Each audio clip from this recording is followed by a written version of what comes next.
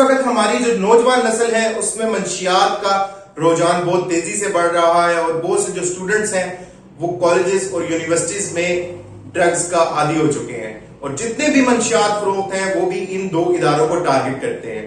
अब जितने स्टूडेंट्स हैं वो पढ़ाई में आगे बढ़ना चाहते हैं, अच्छे नंबर लेना चाहते हैं और वो ये सब करने के लिए ड्रग्स का इस्तेमाल करते हैं।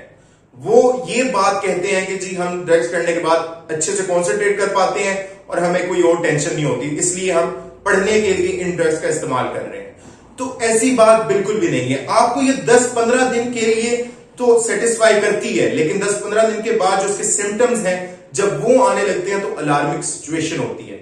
ये एक मेंटल इलनेस है कि भाई हम पढ़ने के लिए इस्तेमाल करें, ऐसा नहीं है। ये आपको मेंटली तौर पे बीमार करती है चीज।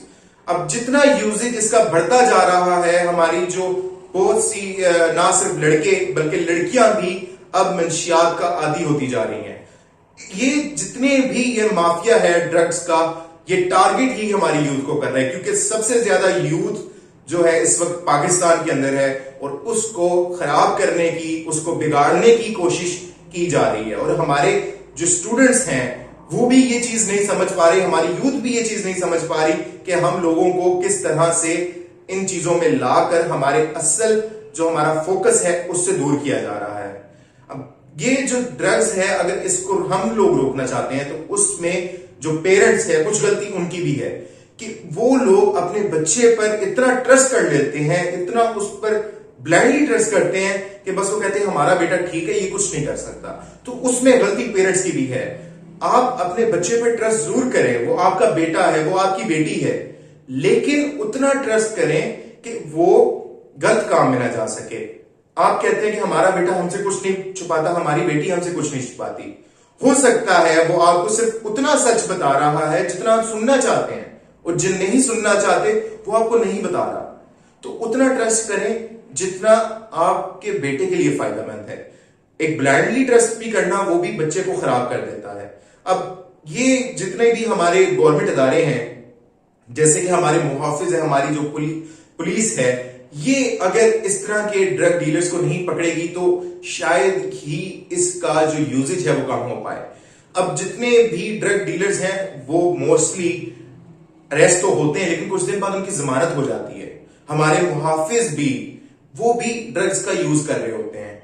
अब हमारे स्पोर्ट्समैन का तो ड्रग टेस्ट हो जाता है, लेकिन इन मुहाफिजों का ड्रग टेस्ट कौन करेगा?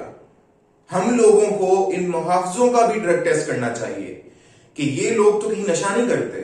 अगर वो लोग भी करते हों तो फिर हम लोगों को कौन बचाएगा उस चीज से?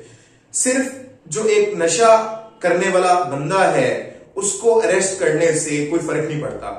आप चले जाएं बाहर, पुलिस पुल के नीचे पड़े हुए नशेइयों को अरेस्ट कर रही होती है, लेकिन उसका फायदा नहीं है, वो कंज्यूम करने वाला है और उसे कुछ पैसे लेकर छोड़ दिया जाता है। जब तक इस माफिया को नहीं पकड़ा जाएगा तब तक ये ड्रग्स हमारे मुल्क से नहीं जाएगी। हमारे लोग इसी तरह इसको यूज करते रहेंगे।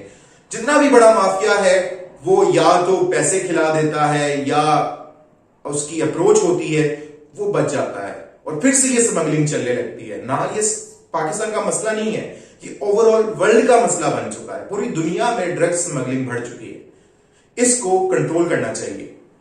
जब तक पाकिस्तान में हमारा कानून पैसे से बड़ा नहीं होगा तो हम लोग इसी तरह इन मंशियात फरोख्त जो करने वाले हैं इनको छोड़ते रहेंगे।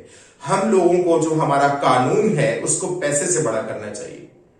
आपने जितना मर्जी बड़ा जुर्म कर लिया, अगर आपकी जेब में पैसे हैं तो आप बचकर निकल जाएंगे। तो कानून ऐसा हो कि आपकी जेब में अगर करोड़ों रुपया भी है तो आप उस कसूर से ना बच सके जो आपने गलती की है, आप उस जुर्म से ना बच सकें। उम्मीद करता हूं आपको मेरी वीडियो पसंद आई होगी। इंशाल्लाह मिलते हैं अगली वीडियो में। Thank you very much.